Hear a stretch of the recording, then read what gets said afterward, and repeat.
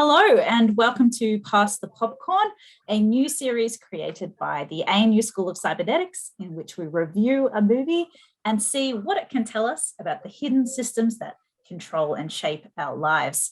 So today we will be talking about the 2002 film Minority Report. Now the film is based on the 1956 story by Philip K. Dick, and it presents us with a future in which the police can predict and prevent murder. Now, Tom Cruise stars as the police commissioner, John Anderton, who runs a unit called Pre-Crime. But he comes to question this system itself when it's predicted that he too will commit a murder. Now, I'm Kelly Frame. I'm your host today. I'm an academic and educator at the ANU School of Cybernetics, and I'm joined by Associate Professor Will Bateman from the ANU College of Law, who is an expert on designing lawful algorithmic decision systems and the regulation of AI. Will, delighted that you could join me for this conversation. No, thanks so much for having me, Kelly. It's fantastic. And in this series in particular, we are talking about cybernetics in film.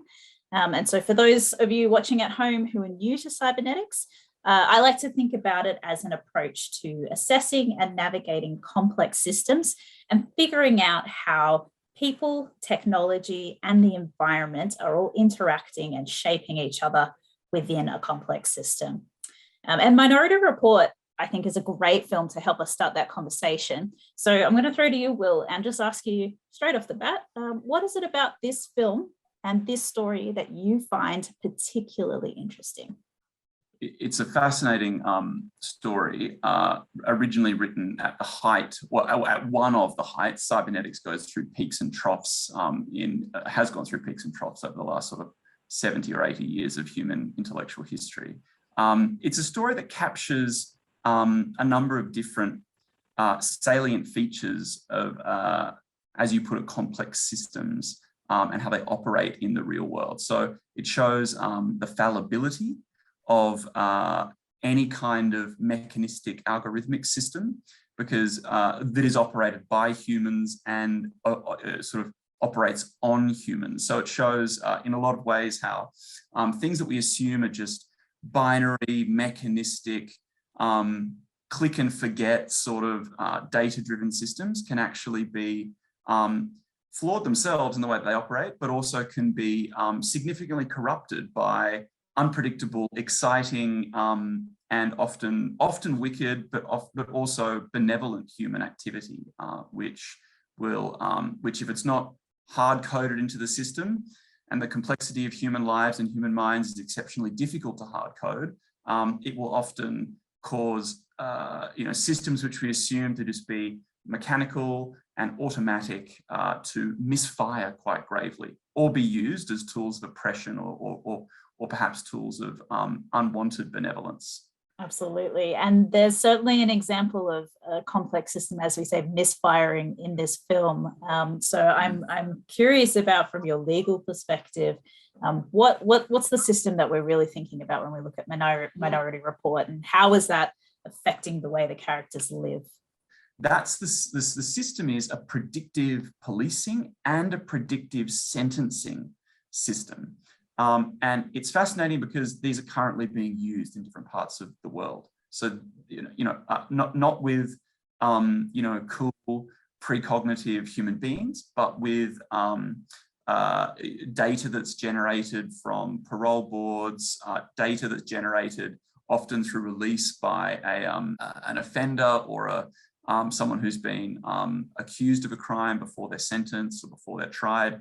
And their life history data is collected, and then it's entered into a system, and then judges, police, and parole boards will use this data about what sorts of life experiences they've had, how old they are, what their income level is, their pre-offending history, their marital history, their income history, where they live, their postcode where they live, their drug history, or their history of certain medical treatments, and the system say, look, this person is at this particular risk of going on to commit a serious crime again in the future. So you have to either sentence them to a quite significant term of imprisonment, or to protect the community, or you have to keep them in jail if they're seeking parole. So there's versions of this system which are already playing out in different parts of the world today. So it's particularly, it's a movie, a particular moment for us. Hearing you describe how this is already in operation in our current society and in different parts of the world, do you think that we've really caught up with the technology that we have in terms of the data technology and the practices that we have in policing and regulating that data and applying it? Absolutely not. These systems are incredibly crude. If you're curious, if you're a listener and you want to do some more research, I encourage you to. The system is called COMPAS, COMPASS. There's a great ProPublica report about the shortcomings of the system. This is this predictive system which is used throughout America, which has been shown to create false positives if you're black, or false negatives if you're white, to have a significantly high error rate for male offenders as opposed to female re-offenders, so predicting that men are much more likely to commit violent crime in the future than they actually do. So, you know, it's a statistical fact that men do commit more violent crime than women, but talking about individual offenders, will this offender do it? The system tends to over-predict a male offender committing violent crimes and under-predict a female offender committing violent crimes. So there's all these different types of problems which have been well explored by academics and pressure groups about the way this particular system called COMPAS works. What that shows us is, and you can also get your hands on the questionnaire that the person fills in. So it's on the internet, that fills in, you know, how old were you when you left home, and how much school did you receive, and you can tick boxes. And so you can actually see the forms that generate this data. And you can judge for yourself about whether or not something is as crude and simplistic as that should be determining whether people serve 5 more years in prison, or 6 more years, or 10 more years in prison than the alternative, which is, you know, lawyers making arguments and judges sitting there and scratching their wigs. Yeah, I think that's something that when, you know, I was watching the film, I thought, because, like, you know, technically it's not a pure artificial intelligence. It's 3 humans that are sitting at the center, these precog figures. And I thought that was quite an interesting device, because I think we're often inclined to think of data as kind of inviolable. It's neutral. It's just information. But what you're describing to me is something that perhaps we don't think about, which is like the nature of the collection of data really informs the conclusions we draw from it. Quite right. So in the film, they describe the precogs right at the beginning as a pattern recognition system. And that's how we would understand both or most types of machine learning driven AI today. Of course, there's symbolic AI, which is not machine learning driven, and there's connectionist AI, which is more machine learning driven. And so there's this very clear attempt by the filmmakers to connect this sort of mystical human thing to these systems which are driven by data, which is as fallible as people are. So yeah, absolutely. And the people that operate it are deeply fallible too. Yeah, and it's I think that's what struck me at the time was watching the film versus reading the book. The book is still come out in favor of this system. I think on balance, it certainly suggests that, you know, there are flaws and we need to be mindful of those flaws.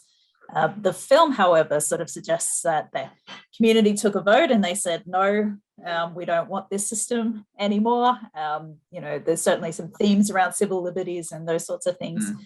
But it, in the film, had what they described as no murders in 6 months. So it seems enormously effective. So I suppose my question is, would you want to live in a world with that system in operation? Well, no, I wouldn't. But I have very high psychological openness. So, you know, I accept extremely high levels of risk as part of the trade-off to live in a free and diverse society.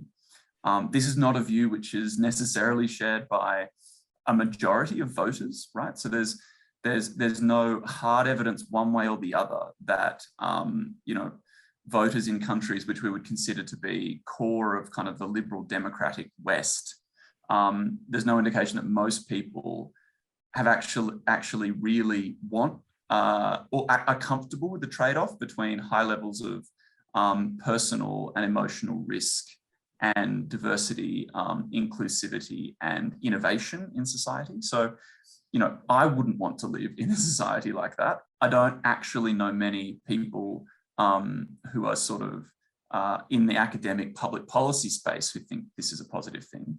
But I think the movie is so thought-provoking and it's successful because there'll be lots of people who watch it who think, yeah, that's a good system. That's a good system. If we can stop murder and we can stop violent crimes completely, I will accept a certain number of false positives. And that's a legitimate viewpoint. It's ultimately the viewpoint that we're struggling to understand and to accommodate when we think about how to build governance systems and regulatory systems that keep as much of the kind of good old-fashioned liberal, democratic, human rights-driven values in this future that is convenient, lower risk, higher effectiveness and higher efficiency, driven by automated systems and algorithms.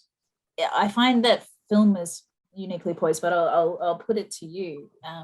We're having these sorts of conversations and they're coming out of a film. Like, what do you see as the role of film and story to reveal these kind of unseen systems to us? That's such a good question. It's critically important. I've done a lot of different things in my life. I was a commercial litigator, and I was a strict constitutional lawyer at one point in my life, and then I did a lot of academic work in the financial system and the monetary system, and I also do this work. And throughout, I've always read sci-fi, always. And one of the reasons is I think it gives you more creativity, just generally. More, no matter what you're doing, it gives you more intellectual creativity. And it's really clear that the people who have designed and built Web 2.0 and are designing and building a lot of the really interesting, challenging algorithmic systems today are inspired by fiction. They're inspired by it. And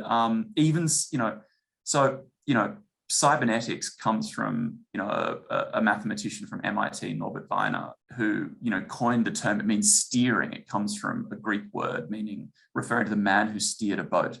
And it didn't have anything to do with cyberspace, right? It had nothing to do with the internet, nothing to do with, there was no such thing as the internet. There was no such thing as wide area networks. DARPANET hadn't been created yet. Sort of none of these things were on the table. And then William Gibson comes along with Neuromancer, which is this cyberpunk book, and talks about cyberspace. And then he coins that term. You don't really have an awareness that the internet, which was then DARPANET, the Defense Advanced Research Projects Agency, the military network of computers, we never really knew that could be a social space. And then you get that with the World Wide Web being created in the early 1990s, where that idea of connected computers being a proxy for physical space and social space becomes really important. And all of a sudden, cyberspace and cyber is everywhere. And it ultimately came from a mathematician drawing an analogy with an ancient Greek idea of a ship's captain, and then a cyberpunk author writing this extraordinary novel and series of short stories, and then that entering into a consciousness of tech creators and system designers, and all of a sudden it describes the world around us. So I think fiction and your non-technical thought is critical to explain both the world that we have in the tech space, but also the world that we could have and the world we might want. Why would you recommend people watch Minority Report? Just to see svelte Tom Cruise. It's a parable, ultimately. It's a parable. And it shows you in a compelling narrative form a future that we could have, and reasons we might want it and reasons we might not want it. And it shows you that whoever's in charge of, you can have as nice a system as you want, but if it's still going to be used by someone. And there's a huge, no spoilers, but there's a huge part of the film about kind of manipulation of a system by its users, and who are just powerful people who are doing what humans have always done, some humans have always done, which is seek additional power for themselves and at the expense of others. And nothing about the design of a circuit board or the austerity and beauty of a particular algorithm will eradicate that role for, you know, human actors who can be malign and who can be benevolent. And so it's a beautiful parable to sort of reveal and illustrate all of those different themes that we're struggling with right now. It has been an absolute pleasure talking to you, Will. And for all of you, our viewers at home, don't forget to join us for our next installment of Pass the Popcorn, in which we talk with a very special guest about the film The Social Network. So stay tuned for that. And if you're interested in finding out more about cybernetics, don't forget to check out our website.